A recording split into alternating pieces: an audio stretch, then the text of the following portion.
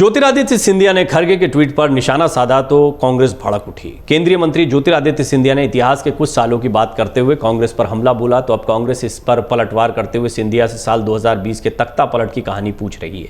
कांग्रेस नेता ने सिंधिया से साल 2020 में मध्य प्रदेश में सरकार गिराने का इतिहास लिखने को भी कहा। दरअसल कांग्रेस के राष्ट्रीय अध्यक्ष मल्लिकार्जुन खरगे के एक ट्वीट पर पलटवार करते हुए ज्योतिरादित्य सिंधिया ने कांग्रेस पर निशाना साधा था। सोशल मीडिया पर एक पोस्ट की थी जिसमें लिखा गया कि 1947 में सत्ता के लिए देश को तोड़ दिया, इसके बाद सत्ता हासिल करने के लिए 1975 में आपातकाल लगा दिया।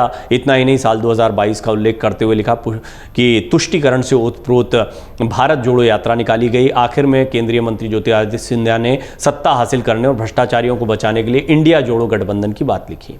सिंधिया के इस ट्वीट पर कांग्रेस नेता भड़क उठे। केंद्रीय मंत्री ज्योतिरादित्य सिंधिया के इन आरोपों से कांग्रेस भड़क गई। सिंधिया के ट्वीट पर पलटवार करते हुए कांग्रेस की नेता सुप्रिया श्रीनेत ने अपने ट्वीट में लिखा, आज बड़ी 1947 से लेकर 2022 की याद आ गई, जब सत्ता की मलाई चाट रहे थे श्रीमंत, तब नहीं कचोटती थी बातें। आज सत्ता के भूखे अवसरवादी से ज़्यादा कुछ नहीं है। दिक्कत थी और दम था तो 18 दिसंबर 2001 को कांग्रेस में शामिल ना होते। आप बेशर्म अवसरवादी हैं ज्योतिरादित्य सिंधिया।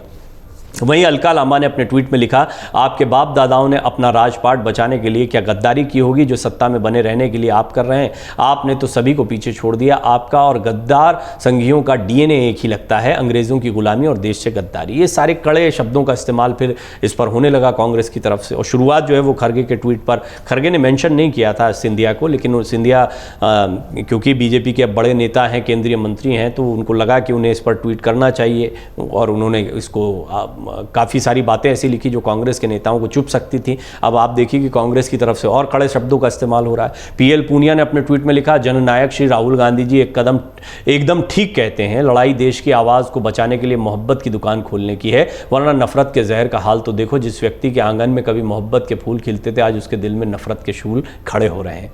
वहीं राजस्थान के कांग्रेस नेता सुभाष ने अपने ट्वीट में लिखा कि लिहाज, शर्म, आदर और अपनत्व व्यक्ति की मानवीय संवेदना और मूल्यों का आईना है। इनसे युक्त देशवासी और जनप्रतिनिधि इंडिया बनकर उभरे हैं। महाराज जी जो इन मानवीय मूल्यों के विपरीत आचरण रखते हैं, वो भाजपा का पट्टा बांधकर एनडीए का हिस्सा बन गए। देश दोनों प्रवृत्ति के गठबंधन को देख और समझ रहा है। वहीं कांग्रेस नेता सज्जन सिंह वर्मा ने कहा कि ज्योतिरादित्य सिंधिया को 2022 के पहले का इतिहास भी लिखना चाहिए। साल 2020 में मध्य प्रदेश के करोड़ों लोगों द्वारा चुनी गई सरकार को सिंधिया की लालची प्रवृत्ति के कारण बीच में ही अपना कार्यकाल छोड़ना पड़ा। उन्होंने कहा कि कुर्सी की खातिर सिंधिया ने मध्य प्रदेश की जनता को धोखा दे दिया। उन्हें इतिहास की बात करने का कोई अधिकार नहीं है। सज्जन सिंह वर्मा ने कहा कि भ्रष्टाचारियों को बचाने के लिए आज कौन आगे आ रहा है, ये जनता अच्छी तरह जानती है। जब सिंधिया को इतिहास की इतनी जानकारी थी तो सालों तक कांग्रेस के बैनर तले राजनीति क्यों करते रहे। अभी दिग्विजय सिंह के बयान का भी इंतजार है। केंद्रीय मंत्री ज्योतिरादित्य सिंधिया के बयान पर अभी पूर्व मुख्यमंत्री दिग्विजय सिंह का पलटवार बाकी है, क्योंकि वो सबसे ज्यादा तीखा हमला करते हैं। दिग्विजय सिंह और ज्योतिरादित्य सिंधिया 4 पीढ़ियों से आमने सामने हैं। जब भी केंद्रीय मंत्री ज्योतिरादित्य सिंधिया का कोई राजनीतिक बयान आता है तो दिग्विजय सिंह जरूर पलटवार करते हैं। दूसरी तरफ जब सिंधिया को मौका मिलता है तो वो दिग्विजय सिंह की पोल खोलने में या उनके खिलाफ बोलने में पीछे नहीं हटते। तो मध्य प्रदेश के जो नेता सज्जन सिंह वर्मा है, दिग्विजय सिंह है, निश्चित तौर पर ये कड़ा रुख रखेंगे। लेकिन ज्योतिरादित्य सिंधिया, आप क्योंकि मध्य प्रदेश में उनकी महत्वपूर्ण भूमिका देखने को मिल रही है, मध्य प्रदेश के विधानसभा चुनाव की रणनीति हो या आगामी लोकसभा चुनाव के लिहाज से हो, ज्योतिरादित्य सिंधिया को महत्वपूर्ण माना जा रहा है। तो उन्होंने भी अपने महत्व को दिखाते हुए इंडिया इस गठबंधन के ऊपर एक कड़ा ट्वीट किया, जिसके बाद फिर पलटवार कांग्रेस के नेताओं की तरफ से शुरू हो गया। अमर उजाला अब आपके टीवी पर भी।